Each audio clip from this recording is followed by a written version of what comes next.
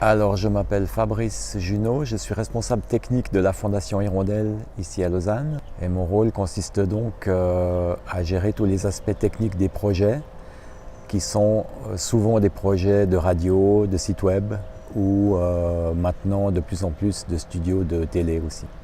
Alors actuellement, je reviens de mission au Bangladesh. La Fondation Hirondelle est impliquée dans un camp, le camp de Jamtoli, au sud de Cox's Bazar.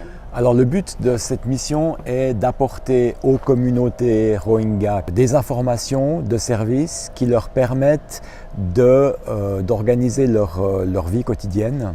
Alors c'est essentiel parce que vous pouvez apporter effectivement l'aide de base en termes de nourriture, de soins, d'eau, de sanitaire, etc. Mais ce qui est important, c'est aussi que les gens sachent où c'est à disposition, comment c'est mis à disposition.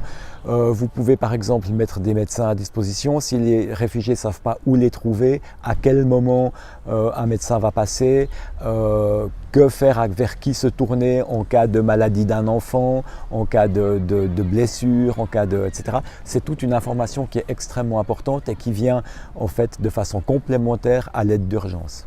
Nous fonctionnons d'une façon assez simple. Nous distribuons des petits haut-parleurs autonomes alimentés par accumulateurs dans lesquels nous mettons des contenus sous forme de fichiers MP3 tous les jours. Et tous les jours, nous distribuons à peu près 80 haut-parleurs dans les lieux où ils se rassemblent dans les camps. Alors, les programmes que nous diffusons sont créés par les Rohingyas eux-mêmes. Donc, nous avons formé une équipe d'à peu près 25 à 30 journalistes, présentateurs qui ont reçu des cours pour l'enregistrement audio, le montage audio, la présentation au micro, la construction de contenu audio. Et ce sont les Rohingyas qui font les interviews, font les présentations, font le montage et préparent en fait ces boucles qui font à peu près, ces boucles de son qui font à peu près une demi-heure et qui sont diffusées dans tout l'ensemble du camp.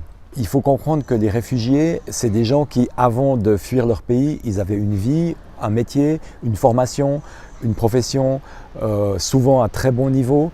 Donc on a trouvé des enseignants, on a trouvé des journalistes, on a trouvé des gens qui avaient des formations universitaires, même des chercheurs, des gens qui se sont montrés extraordinairement enthousiastes, preneurs, parce qu'ils voient bien l'intérêt qu'il y a à diffuser de l'information vérifiée, crédible, utile à l'intérieur de leur communauté.